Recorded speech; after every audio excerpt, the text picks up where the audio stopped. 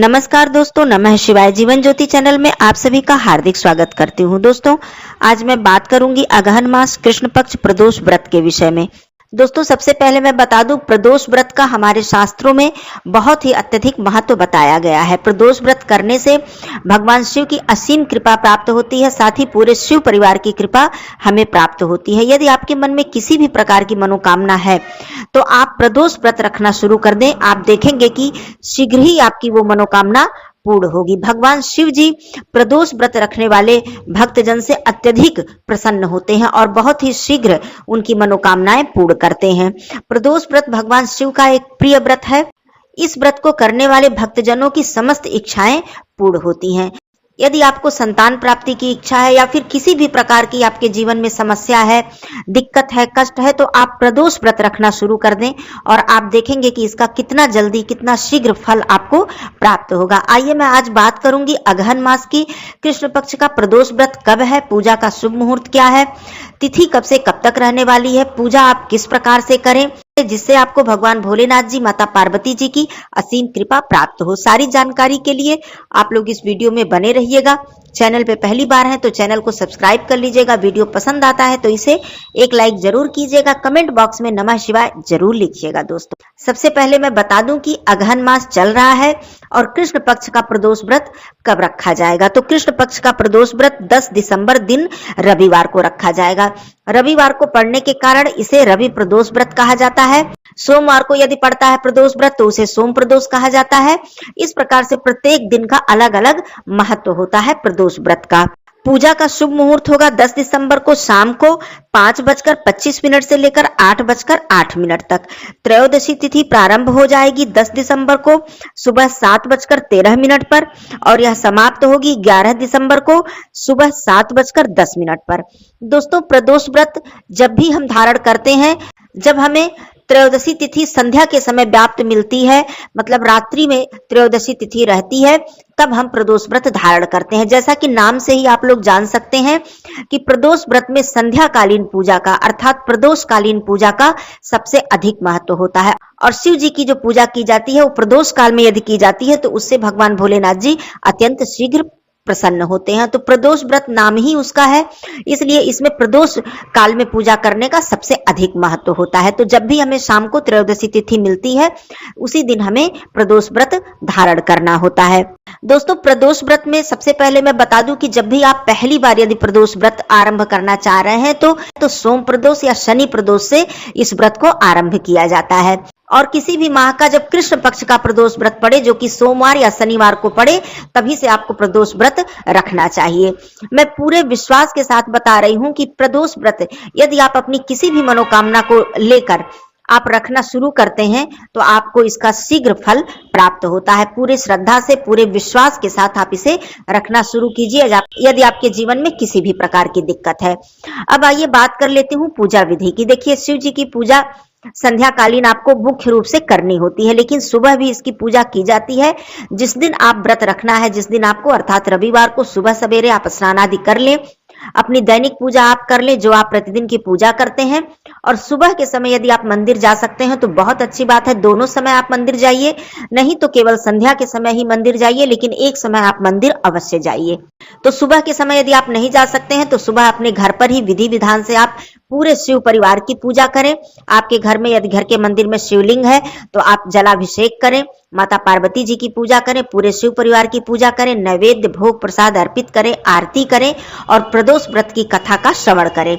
जहां तक कथा श्रवण करने की बात है, आप सुबह की पूजा में भी कर सकते हैं और संध्या की पूजा में भी कर सकते हैं। सुबह जब आप पूजा स्थल पे बैठे तो सबसे पहले आप इस व्रत का संकल्प ले लें, क्योंकि कोई भी व्रत जब हम धारण करते हैं तो उसका संकल्प लिए बिना वो व्रत हमारा मान्य नहीं होता है। तो आप सबसे पहले संकल्प ले लें, उसके बाद विधि विधान से पूरे शिव परिवार की पूजा करें।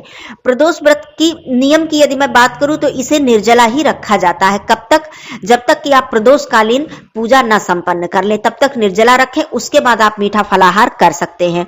लेकिन बहुत से भाई बहन कुछ दिनों तक निर्जला रखकर, यदि उनका शारीरिक स्थिति उनकी नहीं ठीक रहती है, वो नहीं रख पाते हैं, तो वो मीठा फलाहार करके भी व्रत को धारण करते हैं। लेकिन नमक आपको प्रदोष व्रत में नहीं लेना होता है। शिव जी के किसी भी व्रत में नमक खाने का विधान नहीं होता है। वैसे अपनी अपनी इच्छा है, अपनी अपनी शारीरिक शक्ति की भी बात होती है, लेकिन यदि नियम की बात करूं तो मीठा फलाहार करके ही शिव जी का व्रत, जैसे कि मासिक शिवरात्रि पड़ती है या फिर सोमवार का व्रत पड़ता है, तो सभी व्रत हम लोग बिना नमक के ही रखते हैं। तो इस तरह से आप पूरे दिन अपना व्रत आप धारण कीजिए सात्विक रूप से।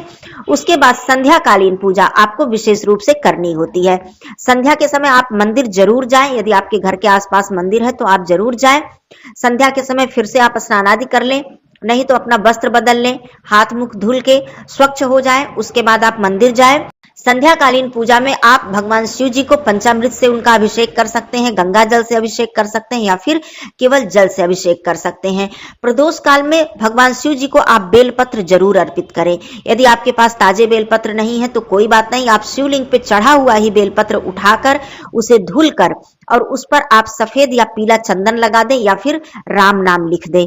दोनों ही आप कर सकते हैं। इस तरह से आप प्रत्येक माह के प्रदोष व्रत में यदि बेलपत्र पर आप राम नाम लिखकर अर्पित करते हैं तो आप देखेंगे शीघ्र आपकी मनोकामना पूर्ण हो जाती है। बेलपत्र अर्पित करते समय आप अपनी मनोकामना, अपनी इच्छा भोलेनाथ जी से अवश्य ही कहें। चाहे आप एक ही बेलपत्र अर्पित करें, चाहे आप 5 अर्पित करें, जितना भी हो सके जल और बेलपत्र ये 2 सामग्री आप जरूर अर्पित करें। उसके बाद आप सफेद पुष्प, जैसे मंदार के पुष्प बहुत अधिक प्रिय होते हैं भगवान भोलेनाथ जी को, आप अवश्य अर्पित करें। त्रिपुंड बनाएं शिवलिंग पे, जो कि बहुत ही शुभ होता है। आपके पास धतूरा है, आप अर्पित करें। अबीर, गुलाल इत्यादि आप अर्पित करें। भोग प्रसाद अर्पित करें और शिव मंदिर में ही शिव जी की आरती जरूर करें। इससे आपको विशेष लाभ की प्राप्ति होती है। प्रत्येक प्रदोष व्रत में यदि आप व्रत धारण करते हैं और यदि आप व्रत नहीं धारण करते हैं तब भी आप यदि प्रत्येक माह के प्रदोष के दिन, प्रदोष व्रत जिस दिन पड़े उस दिन आप जाकर शिव मंदिर में विधि विधान से पूजा करते हैं तो इसका भी आपको विशेष लाभ प्राप्त होता है। शिव मंदिर में आप आरती कर लें, भोग प्रसाद अर्पित कर दें, जो भी आपके पास मिष्ठान है, फल है, अर्पित कर दें। और एक दीपक मैं प्रत्येक वीडियो में बताती हूँ कि संध्या काल में, प्रदोष काल में शिव मंदिर में आप यदि दीपक जलाकर आते हैं तो इसका आपको अत्यधिक पुण्य फल प्राप्त होता है। तो प्रदोष व्रत के दिन आप संध्या काल में जब पूजा करने जाएं तो एक अखंड दीपक, ऐसा दीपक आप ले जाएं, थोड़ा बड़ा दीपक ले जाएं कि वो दीपक आपका रात्रि भर यदि जल सके तो बहुत अच्छी बात है। घी है तो घी ले जाएं, घी का दीपक, नहीं तो आप तिल के तेल का ही दीपक ले जाएं, लेकिन जरूर आप एक दीपक वहां पर शिव मंदिर में प्रज्वलित करके आए। कुछ दक्षिणा जरूर शिव मंदिर में रखें जब आप पूजन करके आते हैं। इस तरह से विधि विधान से आप प्रदोष काल में शिव जी की पूजा करें, पूरे शिव परिवार की पूजा करें। माता गौरी जी को सिंदूर अर्पित करें, भगवान गणेश जी को आप दूर्वा अर्पित करें, शिव जी को आप जनेऊ अर्पित करें। इस तरह से सब कुछ आप अर्पित करके विधि विधान से पूजा करें। और आपके पास समय है तो वहां पर आप बैठकर 5 मिनट 10 मिनट आप शिव जी के मंत्र का जप कर लें। जो भी मंत्र आपको अच्छा लगे, जो भी आपकी श्रद्धा हो, नमः शिवाय, श्री शिवाय नमस्तुभ्यम, या फिर वहां पर बैठकर शिव चालीसा का पाठ कर लें, शिव रुद्राष्टकम का पाठ कर लें, जो भी आपकी श्रद्धा हो। ऐसा नहीं है कि इस मंत्र को करने से आपको कम लाभ की प्राप्ति होगी, इस मंत्र को करने से आपको ज्यादा लाभ की प्राप्ति होगी, ऐसा बिल्कुल नहीं है। केवल भगवान भोलेनाथ जी श्रद्धा भाव देखते हैं हमारी। या फिर आप शिव जी के 108 नामों का जप भी कर सकते हैं। तो इस तरह से आप जो भी आपसे बन पड़े आप जरूर करें। दोस्तों, प्रदोष व्रत के दिन प्रदोष काल में शिव मंदिर में जाकर जो पूजन करने का लाभ प्राप्त होता है, मैं इसका क्या वर्णन करूं। इतना अत्यधिक आपको लाभ प्राप्त होगा जितना आप जल्दी सोचे नहीं होंगे कि इतनी जल्दी मेरी मनोकामना पूर्ण हो सकती है। उससे भी जल्दी आपकी कोई भी मनोकामना पूर्ण होगी। केवल आप श्रद्धा और विश्वास के साथ एक बार प्रदोष व्रत को रखकर और इसको आरंभ करके देखिए। संध्या के समय जब आप विधि विधान से शिव मंदिर में पूजा कर लेते हैं तब आपको अपने घर के मंदिर में भी आकर आरती, भोग प्रसाद अवश्य ही अर्पित करना चाहिए, आरती करनी चाहिए और पूजन करना चाहिए। इस तरह से आप जब पूजन समाप्त कर लेते हैं, यदि आप निर्जला व्रत रख रहे हैं या रख रही हैं तब आप पूजन समाप्त करने के बाद फलाहार ले सकते हैं। यदि आप फलाहारी सुबह से ही फलाहारी व्रत हैं तब तो कोई बात नहीं, आप फिर अपना फलाहार जो भी आपको रात्रि में करना है आप कर सकते हैं। इस तरह से प्रदोष व्रत धारण किया जाता है। दूसरी बात, अगले दिन आप कुछ दान इत्यादि निकालने के बाद वो दान जो आप निकाल रहे हैं अगले दिन पारण से पहले वो आप शिव मंदिर में भिजवा दें या फिर ले जाकर स्वयं देकर आए। उसके बाद ही आप पारण करें। किसी भी व्रत में व्रत करने के बाद जब हम पारण करते हैं तो दान हमें जरूर कर देना चाहिए अपनी शक्ति सामर्थ्य के अनुसार। तो इस प्रकार से प्रदोष व्रत आप धारण कीजिए और देखिए कि इसका कितना चमत्कारिक लाभ आपको प्राप्त होता है। सभी व्रतों में उत्तम व्रत प्रदोष व्रत को माना गया है और कहा जाता है कि प्रदोष व्रत करने से भगवान भोलेनाथ जी अति शीघ्र प्रसन्न होते हैं। तो आप लोग इसको कीजिएगा। 10 दिसंबर को है प्रदोष व्रत। कृष्ण पक्ष का प्रदोष व्रत विशेष महत्व रखता है। आप चाहें तो शुक्ल पक्ष और कृष्ण पक्ष का दोनों का ही आप प्रदोष व्रत रख सकते हैं और यदि केवल आप माह में एक ही प्रदोष व्रत रखना चाहते हैं तो मैं ये सलाह दूंगी कि कृष्ण पक्ष का प्रदोष व्रत रखें। इससे आपको उत्तम लाभ की प्राप्ति होगी। यदि आपकी शक्ति सामर्थ्य है तो आप दोनों ही पक्षों के प्रदोष व्रत रख सकते हैं। दोस्तों ये थी पूरी जानकारी प्रदोष व्रत के विषय में। आप लोग जरूर धारण करें। भगवान भोलेनाथ जी की कृपा आप पर सदा ही बनी रहे। फिर मिलती हूँ अगले वीडियो में। तब तक के लिए धन्यवाद। नमः शिवाय। हर हर महादेव।